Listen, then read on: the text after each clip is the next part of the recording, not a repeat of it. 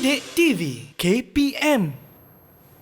Baik, kembali kita di slot menengah rendah di Didik TV KPM. Kepada anda yang menonton sekarang, hari ini kita belajar mata pelajaran matematik bab 4 di buku teks anda. Jadi jangan lupa untuk dapatkan juga buku teks dan buka muka surat dalam bab 4 untuk tajuk nisbah dan kadaran. Baiklah cikgu, untuk segmen ini apa aktiviti yang cikgu nak kongsikan kepada mereka di rumah? Okey, baiklah Mira.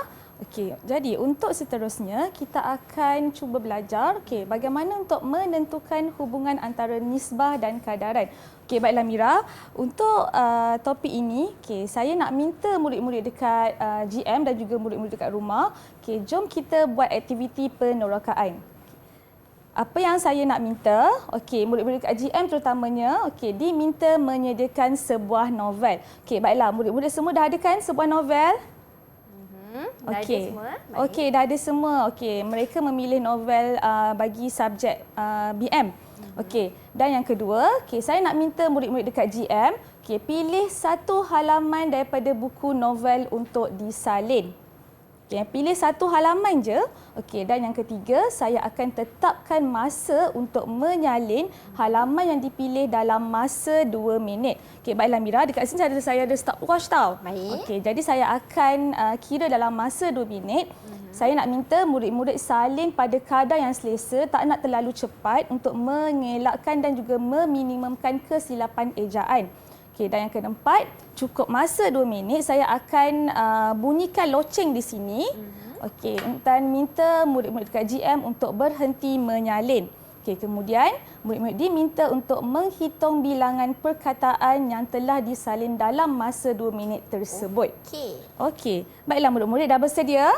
Macam mana kawan-kawan? Dah bersedia? Boleh angkat buku novel anda? Ada kan cikgu? Mereka dah sediakan kan? Ya, saya dah minta mereka sediakan. Baik. Baiklah, saya akan mulakan saya punya jam saya ini. Dalam masa 2 minit, murid-murid diminta menyalin halaman yang telah dipilih. Murid-murid boleh bermula daripada sekarang. Salin laju-laju. Wow, apa yang buku novel yang mereka pilih ni kan cikgu? Maksudnya cikgu dalam masa 2 minit tu yang kita nak kira berapa banyak patah perkataan yang boleh disalin. Ya betul Mira. Wow. Jadi untuk elakkan daripada mereka melakukan kesilapan ejaan, jadi salin dengan kadar yang selesa ya murid-murid. Tak perlu salin terlalu cepat. Sebab kita nak tengok, kita nak lihat ada berapa banyak patah perkataan yang murid-murid dapat salin dalam masa 2 minit. Betul. Dalam 120 saat, berapa pula patah perkataan? Kalau saya tak tahulah berapa banyak kan cikgu kan? Salin cepat, banyaklah dapat salin kan kalau kita buat dengan cepat. Tapi sebab kita nak elakkan daripada kesilapan ejaan, sebab kita cuma nak lihat berapa banyak patah perkataan sahaja. Baiklah. Okey, macam mana kawan-kawan? Dah ada yang dah siap? Tekun mereka menulis Amira. Betul. Tak apa. Macam cikgu kata, tak perlu terlalu laju sangat. Kalau ada kesalahan ejaan tak dikira cikgu Tak dikira. Baiklah. Kalau ada yang dah siap salin, boleh angkat kertas anda, tunjukkan pada skrin. Saya pun tertanya juga aktiviti yang kita lakukan ni apa kaitannya dengan kadaran dan juga nisbah.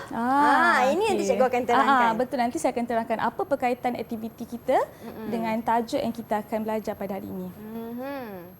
Baiklah. Macam mana? Masa tinggal lagi lebih kurang 30 saat. 30 saat. Tulis. Laju-laju. Tinggal 30 saat tu. Kalau Yong Wei dekat belakang tu dia dah ada tulisan-tulisan tapi tak dikira lah kan. Tak dikira. Dikira pada kertas dia. Jadi macam mana? Yong Wei dah siap? Dah siap dah lagi tu. 5 saat. 5, 4, 3, 2, 1. Cukup. Masa habis. Time's up. Okey. Jangan yang mengelak Cuba murid tayangkan dulu. Perkataan yang telah ditulis. Angkat tinggi-tinggi. Banyak. Sekarang terima kasih murid-murid. Sekarang saya nak minta murid-murid kira patah bilangan perkataan yang telah disalin sebentar tadi. Saya akan tuliskan patah perkataan. Saya nak minta Yong Wei, berapa bilangan patah perkataan anda? 24. 24. 24. Okey, Nadwa, berapa patah perkataan yang dapat disalin? 24 patah perkataan juga. Okey, 24 juga. Okey, Nasrullah, berapa? Nasrullah, berapa patah perkataan? Saya mendapat 26 patah perkataan. Okey, 26 patah perkataan. Okey, dan Adlina, berapa patah perkataan yang dapat disalin sebentar tadi? 33 patah perkataan. Okey, 33 patah perkataan dan masa mereka menyalin adalah tetap ya Mira, iaitu selama dalam masa 2 minit. Okey. Tadi kita dah tahu definisi kadaran adalah kita dapat menulis suatu nisbah itu dalam bentuk pecahan. Okey, jadi sekarang kita tukarkan kadar menyalin dalam masa 2 minit kepada bilangan perkataan per minit. Iaitu bilangan perkataan per minit. Jadi saya tuliskan dalam bentuk pecahan lah Mira. Itu kita masukkan sebagai kadaran. Okey, saya nak pilih, boleh saya pilih Yongwei dekat sini? Okey, dan satu lagi saya nak pilih Adlina. Okey, jadi saya akan ambil jawapan Adlina. Okey, Yongwei sebanyak 24 patah perkataan dalam masa 2 minit. Okey, dan manakala Adlina 33 patah perkataan dalam masa 2 minit. Okey, kita boleh lihat di sini ya Mira. Dan juga murid-murid dekat rumah. Okay, kita boleh sama ada kita boleh tulis 24 per 2. Okay, ataupun kita boleh tulis 2 minit per dengan 33 patah perkataan. Konsepnya, unit di atas dan unit di kiri mesti sama dengan sebelah ini. Maksudnya, perkataan di atas, minit di bawah. Manakala bila kita nak samakan dengan nisbahnya, kita perlu letakkan perkataan juga dan juga per minit. Sekarang ni saya nak tukarkan perkataan yang dapat disalin dalam masa 60 minit iaitu dalam masa 1 jam. 2 minit kita akan tukarkan kepada 60 minit, maka di sini kita perlu darabkan dengan 30. Jika bahagian bawah kita darab dengan 30, maka bahagian atas juga kita perlu darabkan dengan 30. Mira, cuba tolong saya. Depan Mira ada kalkulator kan? Ya, cikgu. Sekarang cuba kira 24 darab dengan 30, berapa agak-agak jawapan dia? 24 darab 30, 720 cikgu. 720. Bagi jawapan Adlina pula, saya letakkan 2 minit di atas dan juga patah perkataan di bawah. Tapi konsepnya adalah sama. Nisbah kita perlu tulis dalam kuantiti yang sama, iaitu 2 minit kita tukarkan kepada 60 minit, kita perlu darabkan dengan 30. Jadi 33 patah perkataan kita juga perlu darabkan dengan 30. Maka jawapannya adalah berapa Mira? 990. 990. Ini kita panggil sebagai nisbah dan kadaran. Nisbah kita perlu tulis dalam unit yang sama. Jika kita pilih minit berada di atas, maka untuk kita tukarkan kepada 1 jam, kita perlu tuliskan minit juga di atas. Kalau bagi Yongwei punya jawapan, kita nak tukarkan kepada 1 jam ataupun 60 minit. Jadi kita letakkan bilangan patah perkataannya di atas. Dan juga kita letakkan minitnya di bawah. Jadi jawapannya akan jadi 720 per 60 minit. Jadi nampak tak ke situ? Dia punya kesimpulannya, jika nisbah dua pasangan kuantiti adalah setara, maka dua pasangan kuantiti itu ialah berkadaran. Setara maksudnya kita boleh tukarkan minit 2 minit, kita nak dapatkan 60 minit. Maka kita darabkan dengan 30. Macam saya bagi tahu tadi, bila dekat bahagian bawah kita dah darabkan dengan 30, maka bahagian atas juga kita perlu darabkan 30 untuk mendapatkan nilai ataupun kuantiti yang setara. Baiklah murid-murid, boleh faham tak murid dekat GM? Macam mana setakat ini? Faham? Faham. Faham cikgu, nampaknya mereka faham. Baiklah cikgu. Baiklah. Jadi kalau seterusnya, seterusnya saya ada dua situasi di sini. Okey, situasi pertama dan situasi yang kedua. Jadi saya akan minta murid-murid dekat GM dan juga murid-murid dekat rumah boleh cuba ya Mira. Ya. Okey, cuba jawab bagi soalan situasi yang pertama dan juga situasi yang kedua. Saya akan bagi masa kepada murid untuk mendapatkan jawapan yang tepat. Okey, baiklah murid boleh buat soalan sekarang. Ini soalan situasi untuk pertama cikgu kalau Mira boleh bacakan. Okey, 3 biji bola berharga RM5. Maka 12 biji bola berharga RM20. Okey, sekarang kita nak tulis satu kadaran. Kita nak minta murid-murid dekat GM dan juga dekat rumah tulis dalam bentuk kadaran bagi situasi yang pertama. Baiklah. Maksudnya dalam bentuk kadaran tu cikgu, dalam bentuk pecahan lah. Pandai Mira.